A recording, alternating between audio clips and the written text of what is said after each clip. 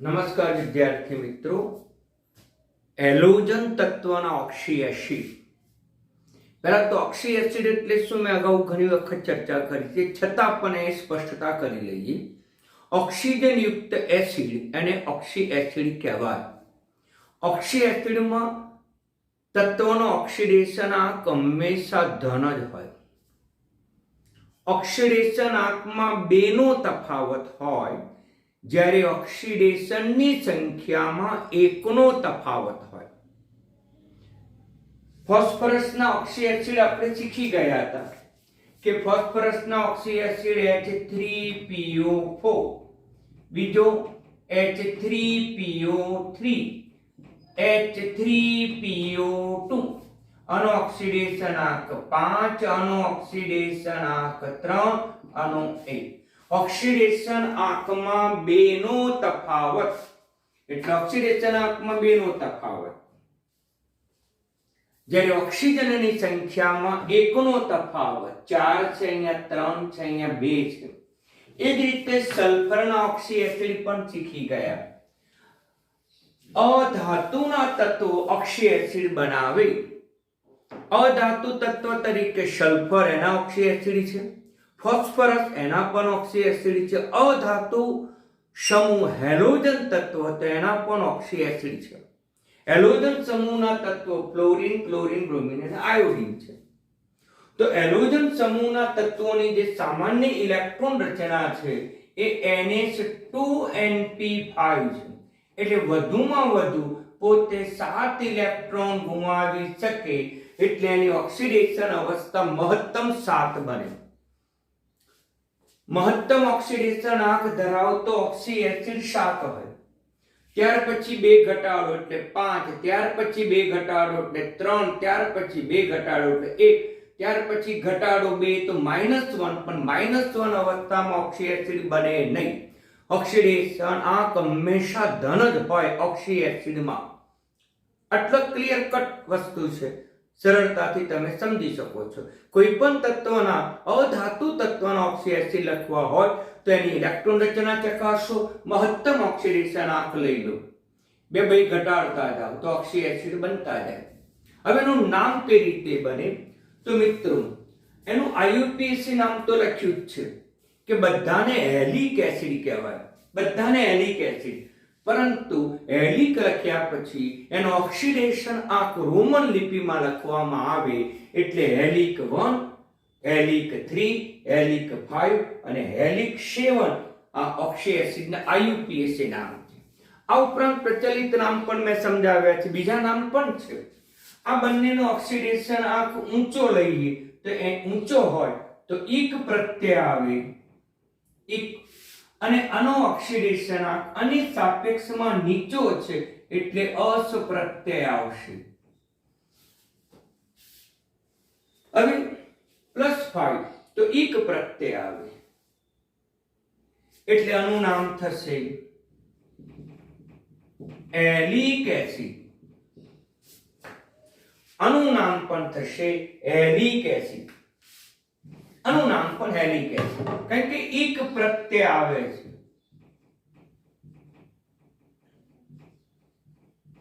આમાં અસ પ્રત્યય એટલે આનું નામ છે એલસ એસિડ. આનું નામ પણ એલસ એસિડ બને. હવે બંનેને છૂટા પાડવા છે, જો પણ નામમાં ભેદ પાડવા હોય તો. આના કરતા આનો ઓક્સિડેશન આંક ઊંચો છે, ઉપર છે, પર છે, ઉપર એટલે કહી શકાય પર હેલિક એસિડ. આના કરતા આનો ઓક્સિડેશન આંક ઉપર છે એટલે પર હેલિક એસિડ. આ હેલિક એસિડ, પર હેલિક એસિડ. આમાં આના કરતા આનો ઓક્સિડેશન આંક નીચો છે, નીચો એટલે હાઇપો શબ્દ આવે એટલે કહી શકાય કે હાઇપો હેલસ એસિડ. આ માત્ર હેલસ એસિડ, હેલિક એસિડ, પર હેલિક એસિડ. ક્લિયર? નામ અલગ પડી ગયા. હાઇપોહેલસ એસિડ, હેલસ એસિડ, હેલિક એસિડ, પરહેલિક એસિડ. પણ IUPAC નામ લખવા હોય તો તમારે એનું હેલિક અને કૌંસમાં એને ઓક્સિડેશન અવસ્થા લખવી સ્ટોક નોટેશન અનુસાર. સ્ટોક નોટેશન 1160 માં આપણે શીખી ગયા છીએ સ્ટોક નોટેશન. અને સ્ટોક નોટેશન અનુસાર આપણે નામકરણ લખી શકાય જે આઈયુપીએસી નામ તરીકે ગણવામાં આવે. હવે ફ્લોરિન છે. ફ્લોરિનનો ઓક્સી એસિડ તો ફ્લોરિનનો +1 અવસ્થામાં જ ઓક્સી એસિડ જાણીતો છે, એકમાત્ર ઓક્સી એસિડ જાણીતો છે. બાકી +3 કે +4 કે +5 ઓક્સિડેશન અવસ્થામાં ઓક્સી એસિડ બનાવી શકતા નથી, કારણ કે તેમાં ડી કક્ષક આવેલી નથી, એની ઇલેક્ટ્રોન રચનામાં ડી કક્ષકનો અભાવ છે. માટે હવે એનું નામ શું થશે? તો આને હાઇપોહેલસ એસિડ, તો એનું નામ શું થશે? હાઇપોફ્લોરસ એસિડ. હાઇપોફ્લોરસ એસિડ. ત્યાર પછી જાણીતા નથી ક્લોરીન છે. એ ક્લોરીન પણ 1 3 5 7 ઓક્સિડેશન આત્મા ઓક્સાઇડ બનાવે HOCl આ પહેલું. હવે જેમ જેમ ઓક્સિડેશન આંક વધતો જાય બેનો તફાવત છે, પણ ઓક્સિજનની સંખ્યામાં એકનો તફાવત એટલે HOClO આપણે આમ પણ લખી શકીએ HClO2. આ બંધારણ અનુસાર છે, આ અણુસૂત્ર અનુસાર છે. હવે +5 અવસ્થામાં મન બનાવે તો એ પણ આવડવો જોઈએ. આના કરતા એક ઓક્સિજન વધારી દો HClO3. હજુ +7 ઓક્સિડેશન અવસ્થામાં મન બનાવે, આના કરતા એક ઓક્સિજન વધારી દો HOClO3 તો બની જાય HClO4. આમ ઓક્સિડેશન આંકમાં બેનો તફાવત, ઓક્સિજનની સંખ્યામાં એકનો તફાવત. હવે એનું નામ સિમ્પલ છે. અનઓક્સિડેશન આંક સૌથી ઓછો એટલે શબ્દ આવશે હાઇપો. હાઇપોક્લોરસ. હાઇપોક્લોરસ સિમ્પલ નામ છે હાઇપોક્લોરસ. આઈયુપીસી લખવું હોય તો અહીંયા એલિક ની જગ્યાએ લખી નાખવાનું ક્લોરિક 1 ઓક્સિડેશન આપો ક્લોરિક 1 એસિડ. આનું આઈયુપીસી નામ લખવું હોય તો ક્લોરિક 1 એસિડ.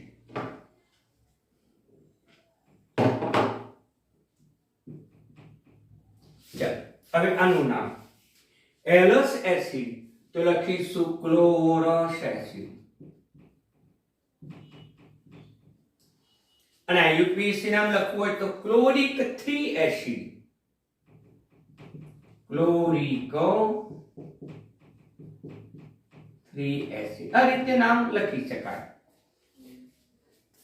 આનું ઓક્સિડેશન આંક ઊંચો છે, એક પ્રત્યય આવે હેલિક, પણ હેલોજન તત્વ કયો છે? ક્લોરીન છે, એટલે આવશે ક્લોરિક. હેલિક ક્લોરિક એસિડ.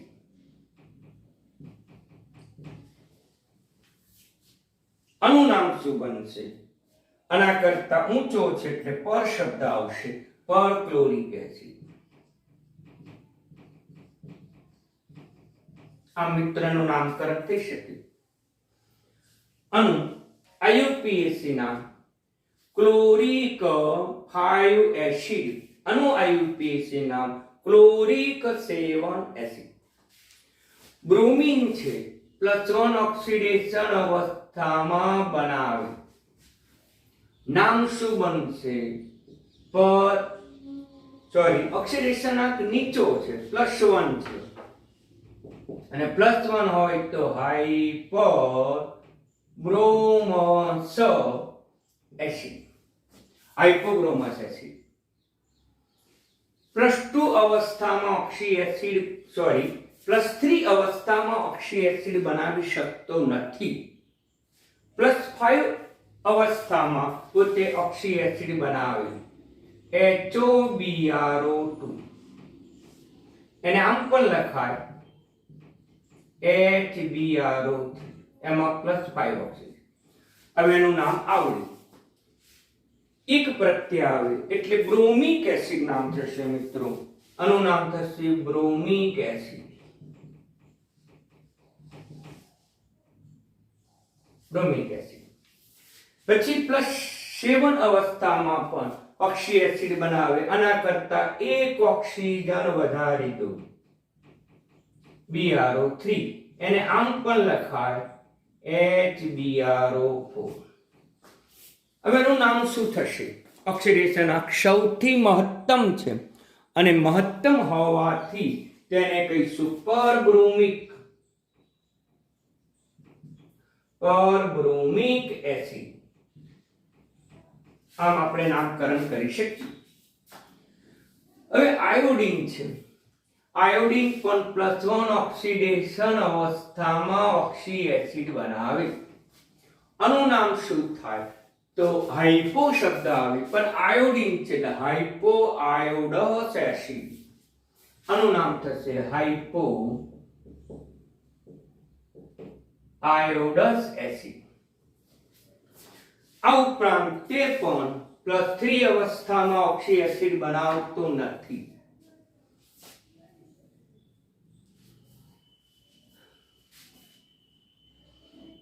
+5 અવસ્થામાં ઓક્સી એસિડ બનાવે, HOiO2 યાની કે HiO3. તો આનું નામ શું થશે? તો આમાં હેલિક ઇક પ્રત્યય આવે એટલે આનું નામ થશે આયોડિક એસિડ. આયોડિક એસિડ. એ જ પ્રમાણે +7 ઓક્સિડેશન અવસ્થામાં પણ ઓક્સી એસિડ બનાવે.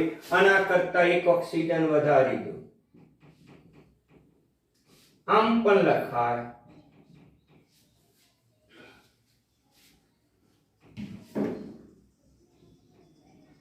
HiO4. આનું નામ થશે મહત્તમ ઓક્સિડેશન એટલે પર શબ્દ આવે, પર આયોડિક એસિડ. પર આયોડિક એસિડ. તો મિત્રો આ રીતે એનું નામકરણ કરી શકાય. તો સરળતાથી આવડે એવા છે સિદ્ધાંતો. જો તમને આવડે તો બધાનું નામ તમને આવડે. તો આ રીતે મેં તમને એનું નામકરણ સમજાવ્યું. હવે MCQ ની આપણે ચર્ચા કરીએ. આમાંથી કેટલાક MCQ પૂછાય એવા છે. કયું તત્વ માત્ર એક જ ઓક્સી એસિડ બનાવે? તો કે ફ્લોરિન. ફ્લોરિન માત્ર એક જ ઓક્સી એસિડ બનાવે. કઈ ઓક્સિડેશન અવસ્થામાં? તો કે +1 ઓક્સિડેશન અવસ્થામાં.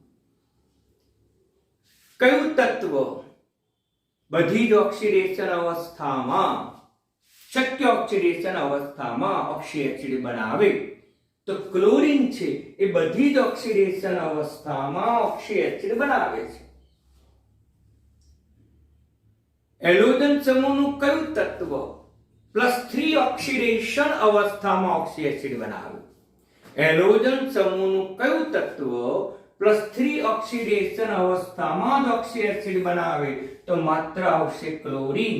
તો ક્લોરીન જે છે એ જ +3 ઓક્સિડેશન અવસ્થામાં ઓક્સી એસિડ બનાવે છે. બાકીના તત્વો છે એ +3 ઓક્સિડેશન અવસ્થામાં ઓક્સી એસિડ બનાવી શકતા નથી મિત્રો. ધ્યાન આપજો. હવે બીજો અગત્યનો સિદ્ધાંત એ છે કે જો તમે આ દિશામાં જાઓ તો તેનો ઓક્સિડેશન કર્તાનો ગુણ વધે છે. ઓક્સિડેશન કર્તાનો ગુણ વધે. તો +1 ઓક્સિડેશન અવસ્થામાં ઓક્સિડેશન કર્તાનો વધતો ક્રમ. તો આના પછી આવે, આના પછી આવે, આના પછી આવે.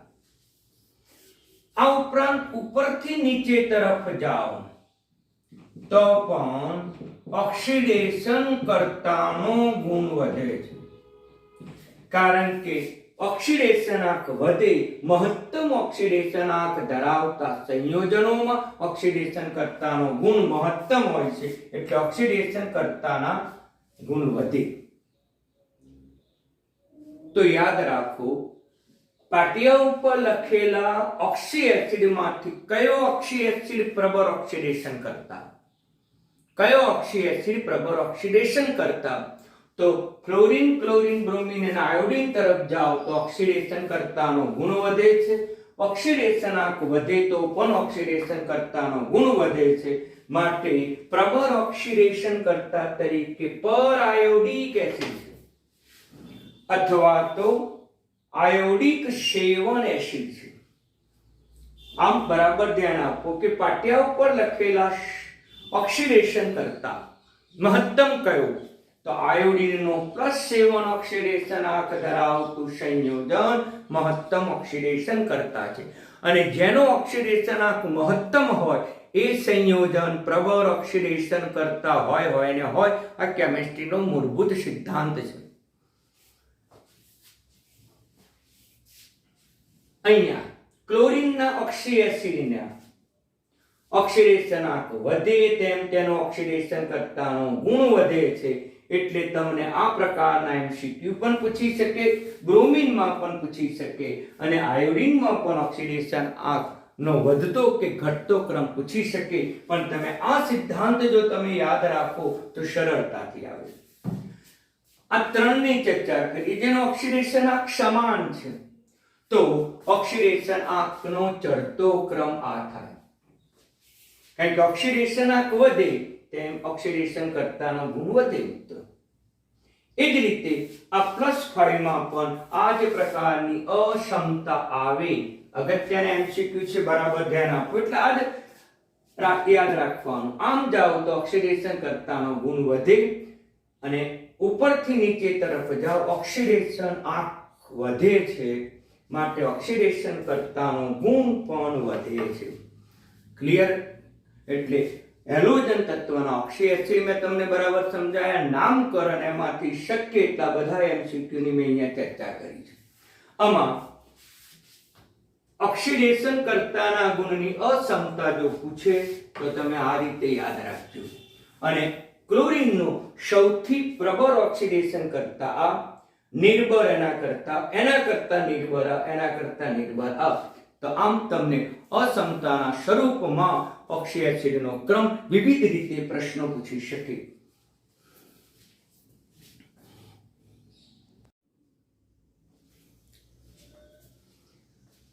હવે ક્લોરીનના ઓક્સી એસિડના બંધારણો. તો ક્લોરીનના ઓક્સી એસિડના બંધારણો તો ક્લોરીન +1 બેનો તફાવત, +3 બેનો તફાવત, +5 બેનો તફાવત, +7 ઓક્સિડેશન આંકમાં ઓક્સી એસિડ બનાવે છે. આ ઓક્સી એસિડમાં ઉપરથી નીચે તરફ જાઓ તો ઓક્સિડેશન કરતાનો ગુણ વધે. એ તો મેં હમણાં ચર્ચા કરી, છતાં અગત્યનું છે તે રિપીટ કરું છું. ઓક્સિડેશન કરતાનો ગુણ વધે. બંધારણ જોઈએ તો ક્લોરીનનો છે પરમાણુ ક્રમાંક 17, આર્ગોન 18. ઇલેક્ટ્રોન રચનાને આધારે સરળતાથી સમજાવી શકાશે. તો અહીંયા આવશે 3s, અહીંયા આવશે 3p. s માં 2 ઇલેક્ટ્રોન. આ ક્લોરીનનું ઇલેક્ટ્રોનિક રચના હતી. મારી ભૂલ થઈ, નિયોન 10 આવશે. ઉતાવળ, મારી ભૂલ થઈ, નિયોન 10. હવે એનો ઓક્સી એસિડ તો પહેલું લઈએ HOCl નું બંધારણ. અણુબંધારણ તો ઓક્સિજન હંમેશા 2 સિંગલ બંધ બનાવે. ઓક્સિજનની અંદર 2 અયુગ્મિત ઇલેક્ટ્રોન છે અને ઓક્સિજનની ઇલેક્ટ્રોન રચના ચકાસો તો 1s2 2s2 2p4. આ 2 અયુગ્મિત ઇલેક્ટ્રોન છે, માટે 2 બંધ બનાવે. એક બંધ હાઇડ્રોજન સાથે બનાવશે અને એક બંધ આ ક્લોરીનના અબંધ કા અયુગ્મિત ઇલેક્ટ્રોન છે. એક અયુગ્મિત ઇલેક્ટ્રોન છે, માટે ક્લોરીન સાથે એક બંધ બનાવશે. પરંતુ એ જે ક્લોરીન છે એના બાકીના ઇલેક્ટ્રોન 1, 2 અને 3 ઇલેક્ટ્રોન યુગ્મ છે, એ ઇલેક્ટ્રોન યુગ્મ આની સાથે જોડાઈ જશે. અને સાથે 3 અબંધકારક ઇલેક્ટ્રોન યુગ્મ હોય છે. હવે આપણે ચર્ચા કરીએ HClO નું બંધારણ.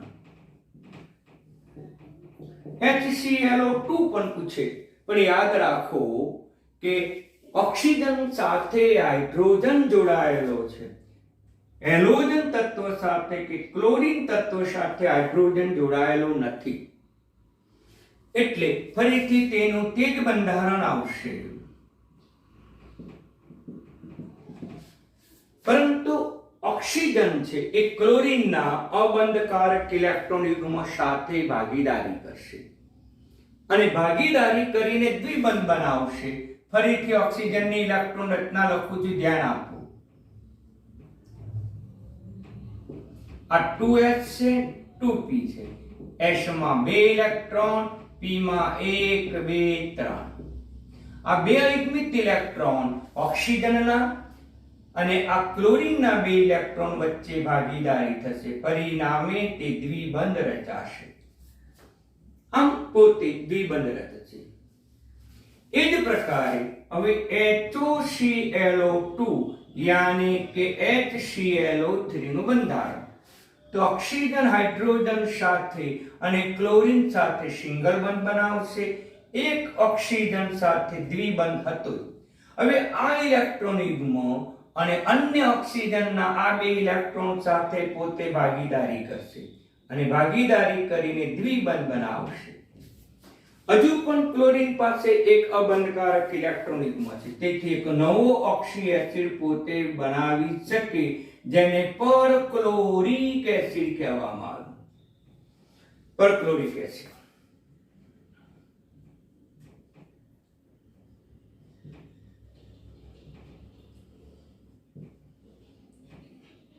આ 2 ઇલેક્ટ્રોન યુગ્મ અન્ય ઓક્સિજનના 2 ઇલેક્ટ્રોન વચ્ચે ભાગીદારી થઈને દ્વિબંધની રચના થશે. મિત્રો બરાબર સમજી લો. તો આ રીતે ઓક્સી એસિડનું બંધારણ થશે. શેના? ક્લોરીનના.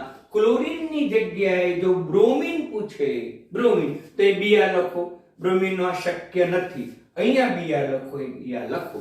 આયોડિન પૂછે તો અહીંયા આયોડિનનો +3 ઓક્સિડેશન અવસ્થામાં શક્ય નથી, +1 માં જ શક્ય છે, +3 માં શક્ય છે, +7 માં શક્ય છે, પરંતુ +3 માં શક્ય નથી. એટલો ક્લોરીનનો જ ઓક્સી એસિડ શક્ય છે. જ્યારે આયોડિન કે બ્રોમિન, એટલે કે આયોડિન અને બ્રોમિન ના શક્ય નથી, એટલે અહીંયા આયોડિન કે બ્રોમિન આવી શકશે નહીં. જ્યારે અહીંયા આયોડિન અથવા બ્રોમિન આવી શકે, જો તમને એ આકાર પૂછે તો, બંધારણ પૂછે તો.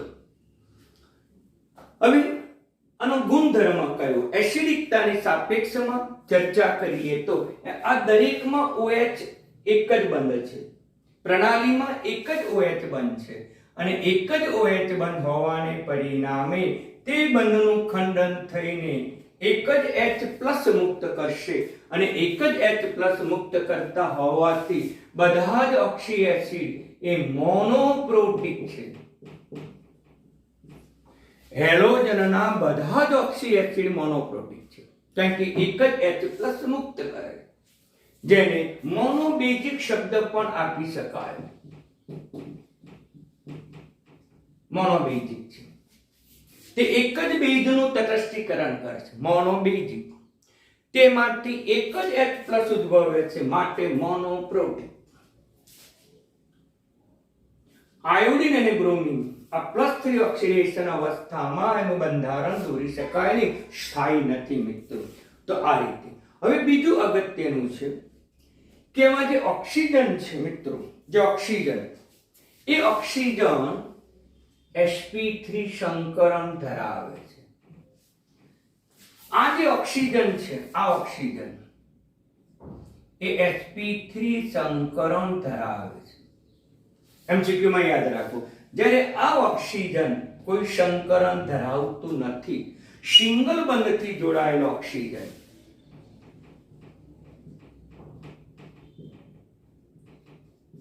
સિંગલ બંધથી જોડાયેલો ઓક્સિજન, એમાં sp3 સંકરણ છે. MCQ માં તમે બરાબર ધ્યાનમાં રાખો.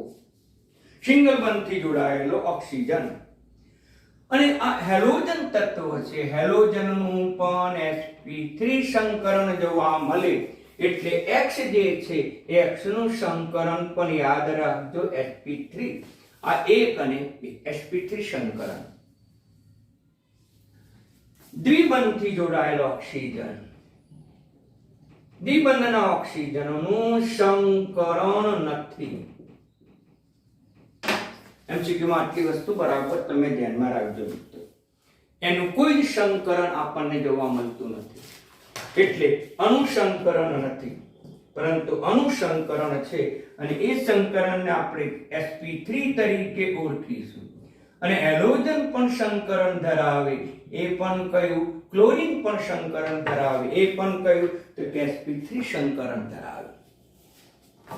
હવે એક્વારિજિયા કોને કહીશું? એક્વારિજિયા અગત્યનો ટોપિક છે. એક્વારિજિયા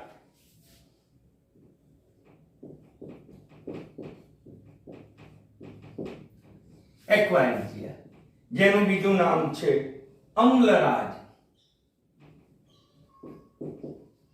અમ્લરાજ એટલે શું અને તેનું મહત્વ શું? અત્યાર સુધી આપણે ચર્ચા કરી ગયા હતા કે બે તત્વો એવા છે જે કે અતિશય નિષ્ક્રિય છે અને અતિશય નિષ્ક્રિય હોવાથી તે હવા, પાણી, એસિડ કે બેઝ, નિર્બળ કે પ્રબળ એની સાથે પ્રક્રિયા કરતા નહોતા.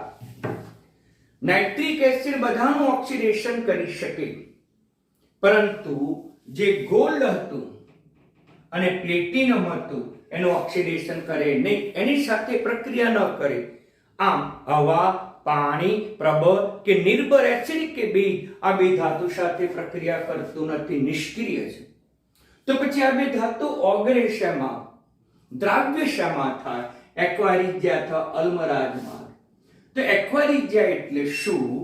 તો કે ત્રણ ભાગ સાંદ્ર HCl, ત્રણ ભાગ સાંદ્ર HCl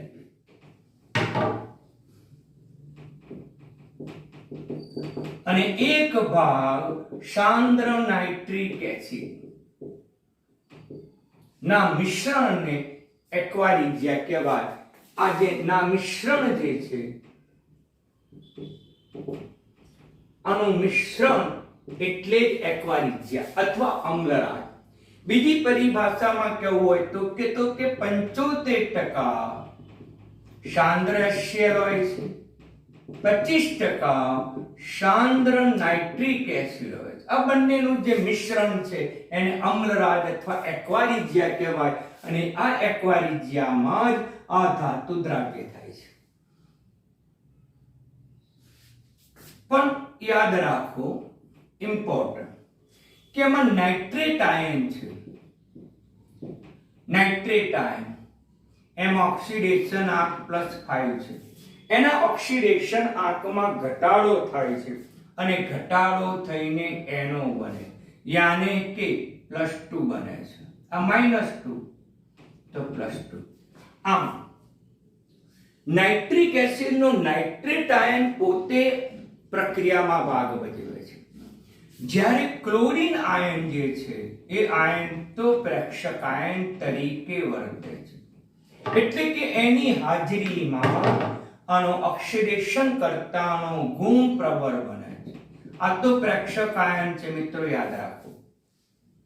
એટલે આમાં આ જે છે નાઇટ્રેટ આયન એનો પ્રબળ ઓક્સિડેશન કરતાનો ગુણ વર્તે. ઓક્સિડેશન કરતા રિડક્શન થાય, ઓક્સિડેશન આંકમાં ઘટાડો થાય. ઓકે મિત્રો, સિમ્પલ છે, બરાબર ધ્યાનમાં રાખો. તો હવે અને એક્વારિજિયા સાથે પ્રક્રિયા એટલે તો નાઇટ્રેટ આયન પણ હોય, ક્લોરાઇડ આયન પણ હોય, આ બેમાંથી ઉદ્ભવતો H આયન પણ હાજર હોય. આનું ઓક્સિડેશન થશે, આનું રિડક્શન થશે. ગોલ્ડ અને ગોલ્ડનો ઓક્સિડેશન આંક મિત્રો કેટલો છે? +3 છે. અહીંયા 0 છે, પણ 0 માંથી +3 બનશે AuCl4-1 સંકીર્ણ બને છે અને એ વખતે એનો ઓક્સિડેશન આંક +3 બને છે. NO3 માંથી NO લખી નાખો. પછી પાણી તો ઉદ્ભવે, સંતુલન માટે પાણી લખવું પડે. તો મિત્રો અહીંયા Au 1 છે તો અહીંયા પણ 1 છે. ઓક્સિડેશન આંક પહેલા જોઈ લઈએ. તો અહીંયા ઓક્સિડેશન આંકમાં 3 નો વધારો. તો અહીંયા પણ મિત્રો ઓક્સિડેશન આંકમાં 3 નો ઘટાડો. વધારો પણ 3, માટે વધારો ને ઘટાડો સમાન છે. સંતુલન કરીશું. Au1 નાઇટ્રોજન 1 ક્લોરીન 4 છે તો અહીંયા મિત્રો 4 લખી નાખો.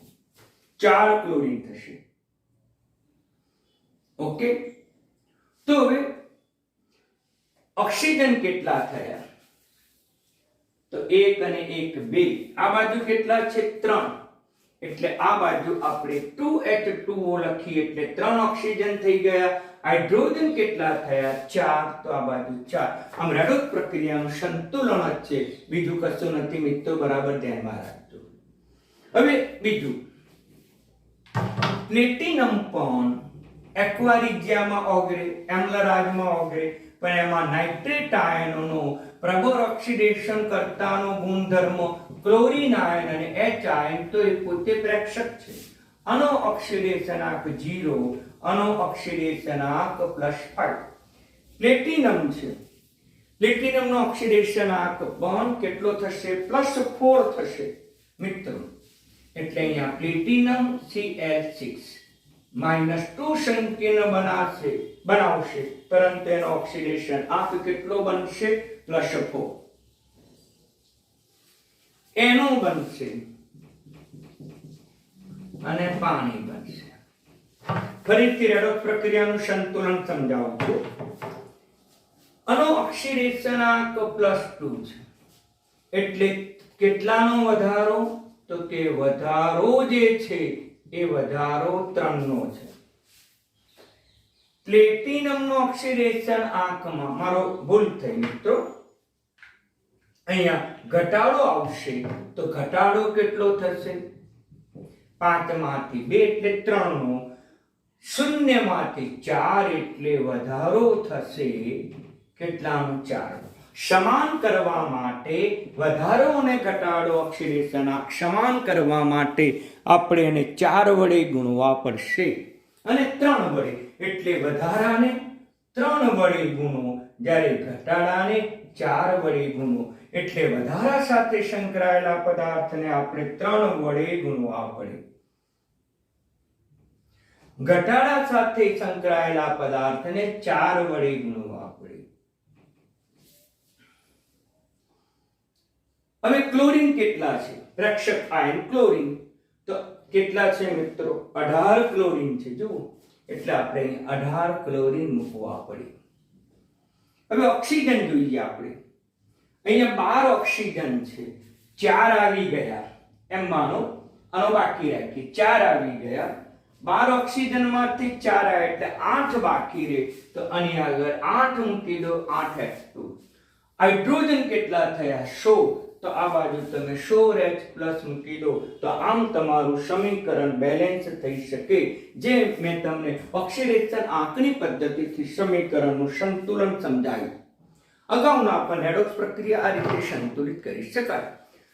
ઇમ્પોર્ટન્ટ છે અને એમાં પણ ખાસ કરીને MCQ માં વધુ તૈયાર કરજો કે એક્વારિજિયા કોનું મિશ્રણ છે? તો 3 એક ભાગ 75% અને 25% સાંદ્ર HCl અને સાંદ્ર નાઇટ્રિક એસિડ. એક MCQ. બીજો, એમાં કયા પદાર્થ ઓક્સિડેશન કરતા તરીકે વર્તે? તો NO3-1 યાની કે HNO3 ઓક્સિડેશન કરતા તરીકે વર્તે છે. NO3-1 નું રિડક્શન શેમાં થાય? તો NO માં થાય છે. આમાં પ્રેક્ષક આયન કયો? તો પ્રેક્ષક આયન ક્લોરીન અને H+ એ પ્રેક્ષક આયન છે, કારણ કે એસિડિક માધ્યમમાં રાસાયણિક પ્રક્રિયા ઓક્સિડેશન રિડક્શન ઝડપથી થાય છે, માટે આ એસિડ માટે જવાબદાર છે, એસિડિક માધ્યમ માટે જવાબદાર. પણ એમાં ક્લોરીન પણ પ્રેક્ષક આયન તરીકે વર્તે છે, કારણ કે આ બે ધાતુ સાથે ક્લોરીન આયન બનાવે છે. એટલે સમીકરણ પણ તમને પૂછી શકે મિત્રો, એટલે મોસ્ટ અગત્યનું છે, યાદ રાખો. બીજું કે આ બે ધાતુ જે છે હંમેશા આમાં જ ઓગળે, એટલે આપણું ગોલ્ડ જેને આપણે સોનું કહીએ છીએ શેમાં દ્રાવ્ય, તો એક્વારિઝિયામાં દ્રાવ્ય છે મિત્રો, યાદ રાખજો, ઇમ્પોર્ટન્ટ છે. ઓકે, ધન્યવાદ.